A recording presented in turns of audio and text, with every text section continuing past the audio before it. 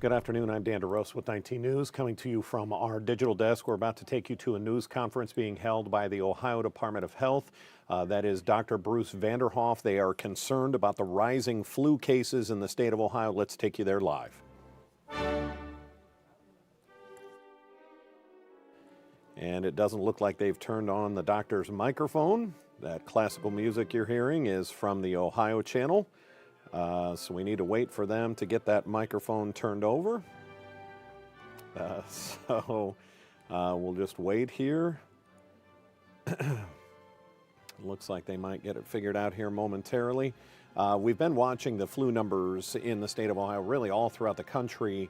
And the unfortunate news to report is that at least in the state of Ohio, we're getting numbers that are almost doubling by the week. They report new numbers, and you can see this is the trend. I'll take the banner down. This was last year. That was the peak you see in February, March of last year, and you can see we are on a much more rapid increase than we were last year. We're about a month or two ahead of schedule, or about right on schedule, but if last year was any indication, and we're still getting the classical music here, that's a problem on their end. We'll try and get this fixed.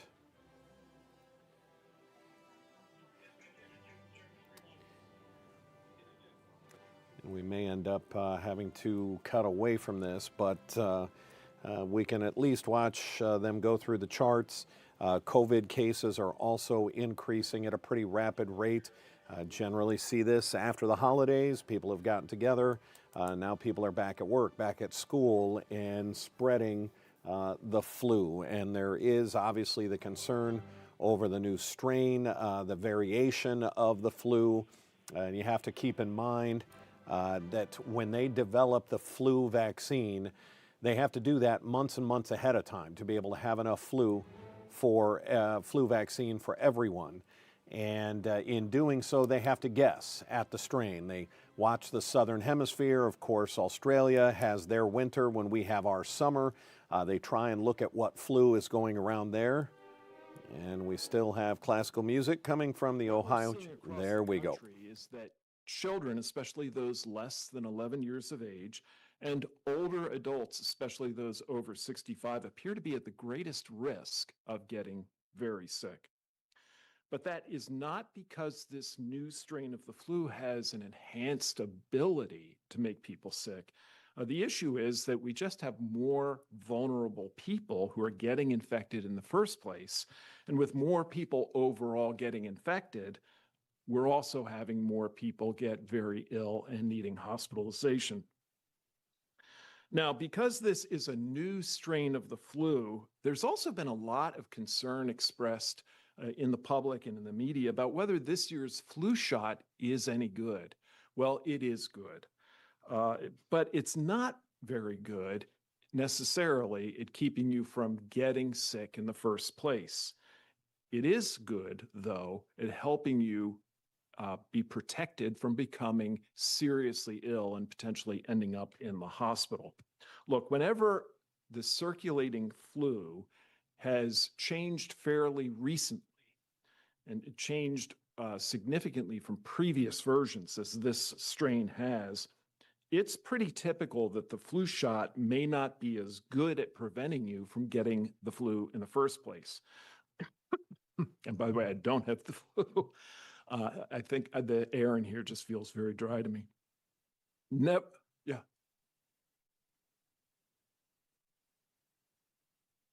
Oh, okay. Oh, and starting all over? Well, hopefully you guys don't mind me doing that, but yeah, I'd be happy to do that. All right, here we go again. Well, this year's flu is off to a very strong start with flu activity high and still increasing across much of the country and, of course, also here in Ohio.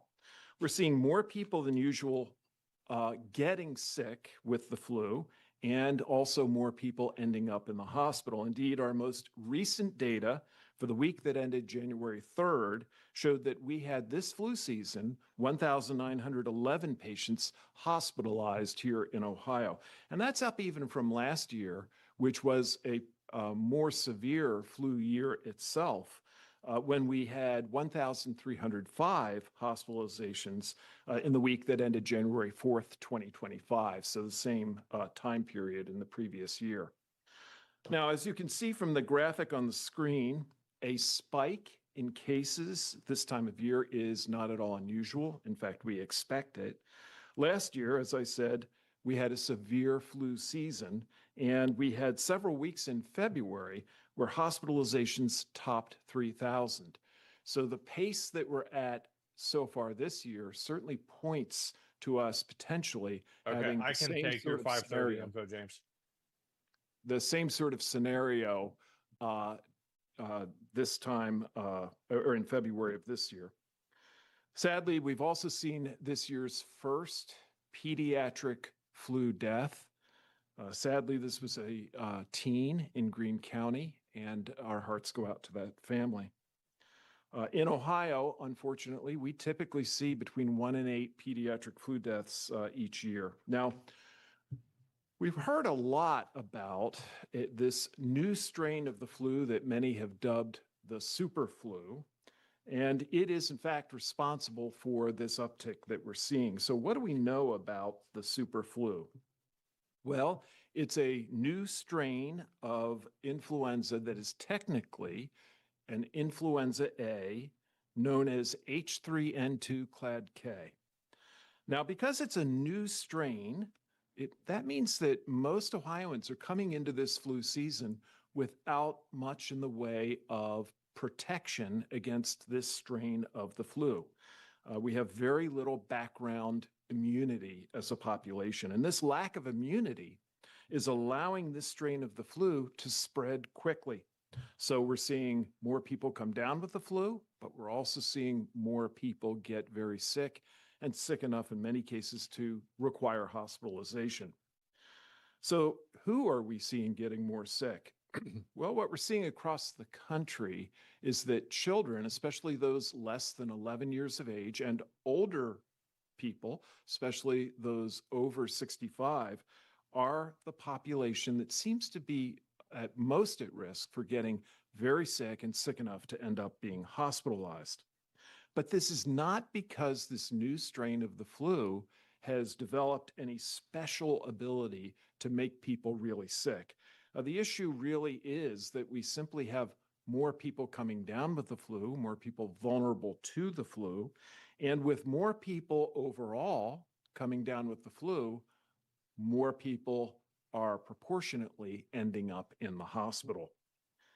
Now, because this is a new strain of the flu, there's also a lot of concern about whether this year's flu shot is any good. And I can tell you it does appear to be good. Now, it's not very good at protecting us necessarily from contracting the flu in the first place. But it appears nevertheless to still be good at helping to prevent your flu illness from becoming very severe and potentially landing you in the hospital. Look, whenever the circulating flu has changed significantly from what we as a population have been used to seeing, it's pretty typical for the flu shot to not be as good at preventing people from contracting the flu. Nevertheless, experts agree that this year's vaccine still helps protect you against severe illness, including hospitalization and death. Remember that even in years when the vaccine isn't a perfect match, as is the case this year, it usually still reduces people's severity of illness. Indeed, we have early data from the United Kingdom that suggests that this year's flu shot is very effective for keeping kids out of the hospital and moderately effective for keeping adults out of the hospital. And that's why health experts, including me, are still strongly recommending that you get a flu shot if you have not already. And it is not too late. Flu season continues through the spring, And although the shot is most effective about 2 weeks after you get the shot, there is still plenty of time. And the sooner you get it, the sooner you're going to be protected. Now, in Ohio, it's estimated that about 37.5% of children have been vaccinated, and that's slightly down from last year, this time, where we were more around 39.5%. On the other hand, adult vaccination appears to be a little bit ahead of last year, around 41.3%, and this year around 47%. That's up from 41.3% last year. So, what should people do? And the first thing is get vaccinated. It still is your best protection. The next thing is practice good hygiene. It's really important to wash your hands regularly. Cover your cough or sneeze with your elbow or a tissue, and avoid touching your eyes, your nose, your mouth. That's a great way to help reduce the likelihood that you're introducing bad bugs into your system. The third thing is, if you feel sick, stay home and remain home until your fever has been gone for at least 24 hours. I also encourage people to clean and disinfect frequently touched surfaces regularly.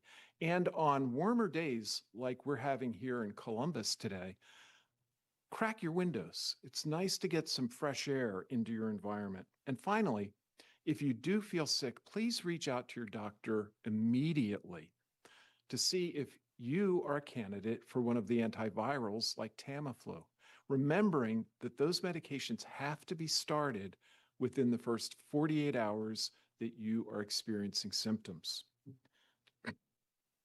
Now, I want to move to a different but somewhat related topic, and that is the recent vaccine schedule changes introduced by the CDC earlier this week. Now, I've heard a lot of confusion about this, and so I'd like to take a moment to try to summarize what's new and what is essentially the same in these new guidelines compared to the previous. First, it's important to understand that key portions of the new CDC vaccine schedule have in fact remained essentially unchanged.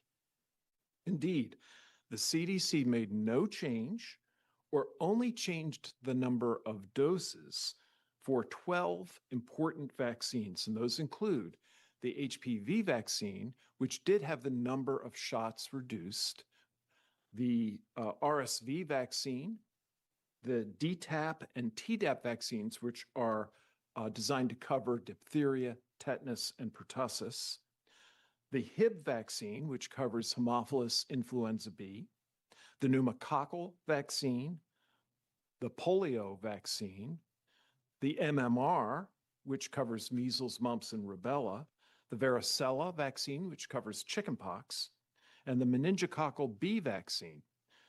And finally, the dengue vaccine, which is actually reserved for areas of the world that have dengue endemically, which for the United States is Puerto Rico and the U.S. Virgin Islands. So not something Ohio parents would be accustomed to hearing about. So it's a list that interestingly aligns pretty well with the longstanding list of vaccines that are required for school here in Ohio. So what's changed? Well, first, the meningococcal vaccine for teens, which is called meningococcal ACWY,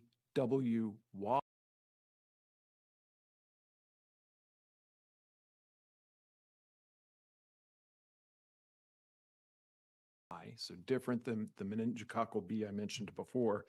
It is now recommended primarily for high-risk groups, but importantly, that continues to include first-year college students who are living in residential housing. So that really means that any high school student in Ohio who's contemplating going on to college and potentially living at college really needs to get vaccinated.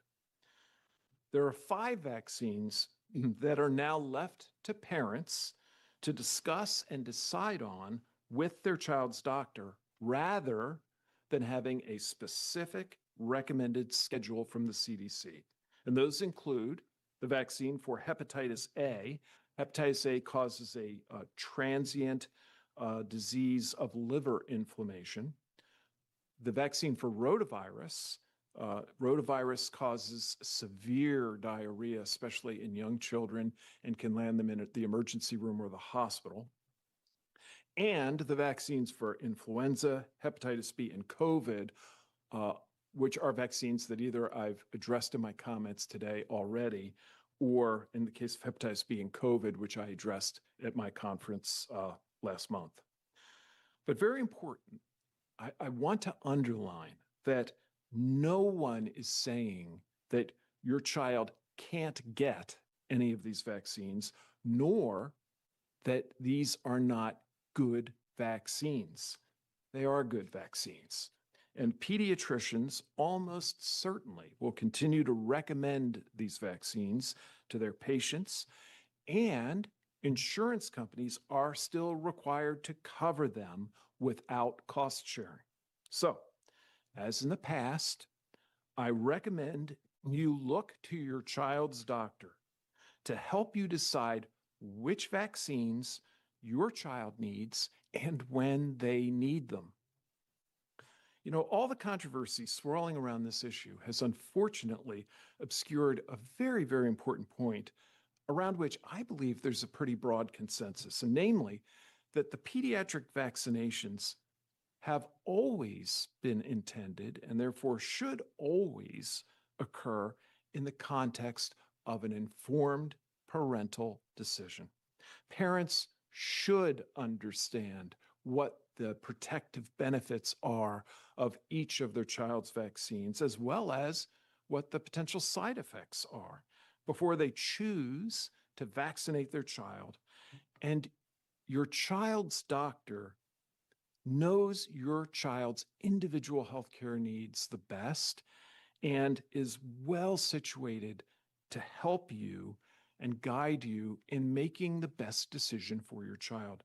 And as the director of the Ohio Department of Health, I want to reiterate that I have the utmost confidence in the safety and effectiveness of all of these vaccines and in the professionalism and competence of our pediatric providers all across our great state. And with that, I'd be happy to take questions and drink a little bit of water. Are you worried that this is just the beginning and hospitals could get overwhelmed if those numbers do go up and people don't need your warning of getting that vaccination? Well, one of the reasons that I shared the numbers and shared the graphic is because it is almost inevitable, given where we are at this moment, that we're going to see a continued rise as we go into February. It's the usual pattern. So it is worrisome that we could see the very high numbers of hospitalizations that we saw in February of last year be even higher this year. And that does put a real strain on healthcare delivery. But more important than the strain on the hospitals, which is very real and of great concern to me, far more important is the impact that the flu will have on the lives of all the Ohioans who in fact end up in the hospital. And so my goal is to do everything I can to reduce the potential for that suffering. That's the reason that I'm encouraging Ohioans who have not gotten the flu shot to go out and get it, because I think that we have a very good tool at hand to help mitigate against our risk of becoming severely ill with a flu that is very clearly spreading very rapidly. With this flu spreading rapidly, is there any concerns for a peak in hospitalizations earlier than the same time last year, that late February? Or do we think it'll follow that trend, just be higher peak? Yeah, it's really hard in any given flu year to predict how that year's flu is going to behave, but the past is generally a pretty good guide. And we do every year see this typical pattern of an early January rise in flu leading up to a peak sometime in February of hospitalizations. What's alarming is that last year was a pretty significant year compared to other years in Ohio for flu and for hospitalizations. And this year is already off to a faster pace. So with flu no longer having are you concerned about, I know you said that you don't see this as a great deal of change, the CDC change, but if flu is no longer kind of has this blanket pediatric recommendation, you expect to see rates go down among people? Well, it's a good question. I certainly hope not. And one thing that really is encouraging to me is looking at some of the flu vaccination rates that I shared earlier. We are seeing Ohioans who have now, over the course of a couple of years, heard various things in favor of and things questioning the value of vaccines. And yet vaccine confidence is strong enough that our numbers generally are looking pretty good. Now, we've got lots more opportunity because still the majority of Ohioans have not gotten their flu vaccine. But I'm encouraged. The other thing that encourages me is that I know that parents, in making decisions about their child's health care, really do trust their child's doctor and really are engaging in meaningful conversations with their doctor about what's best for their child. And so I'm hopeful that that strong doctor-patient relationship will continue to guide parents in making the best decisions for their kids. Oh, I'm sorry. Yeah. So looks like the first one is Kevin Delaney. Yeah, Scott. Okay. I'm sorry. I guess Scott will. Yes, I have Dr. Vanderhoff. All right. Our first question is from Tanya O'Rourke. Okay. Okay, hi, doctor, can you hear me? Yes, I can. Okay, Yeah. great. Thank you for doing this. So listen, you talked about the flu vaccine. It does not protect you from getting this new strain of flu, but that it will prevent you from getting very, very, very sick. How, to help people understand that, how do we know that that's actually the case? What makes you believe that to be true? And then also, does Tamiflu work for this new strain? So those are good questions. So first I'd say that what we believe, just looking at the data in terms of the number of people across the nation and here in Ohio who are contracting the flu, is that the vaccine does not appear to be as good at protecting you from acquiring the flu as perhaps we've seen in other years. It doesn't mean it doesn't work at all in protecting people from getting the flu. But the encouraging information that we have is real-time data and information. In this case, that has emerged from the UK, and I believe was first reported on by folks at Johns Hopkins, that has pointed to the flu vaccine that we are using still doing a very good job at helping to protect children from getting so sick that they end up in the hospital, and for adults doing a good job at protecting them from getting so sick they end up in the hospital. So we have real life data that is reinforcing a pattern that we have seen many times before when there's a so-called vaccine to virus mismatch. And that pattern is that it may not do as good a job at keeping you from getting sick in the first place, but it seems to do a pretty good job of keeping you from getting severely sick and ending up in the hospital. I'm sorry, what about Tamiflu? Does it Oh, Tamiflu? yes, it does appear. So at this point, all indications are that Tamiflu is effective. Recognize that Tamiflu has an entirely different mechanism of action and is not a preventative; it's a treatment. And yes, it does appear to be effective. Okay, our next question is from Celia Hack with Signal Cleveland in Cleveland, Ohio. Hi, doctor. Thank you so much. Can you hear me? I can, yes. I wanted to ask, I spoke with a pediatrician in Cleveland who told me that she's seen more children in the hospital for flu this year than in years past. Is the state Yes. seeing a similar trend? And what can you speak to with regards to this year's flu's impact on kids?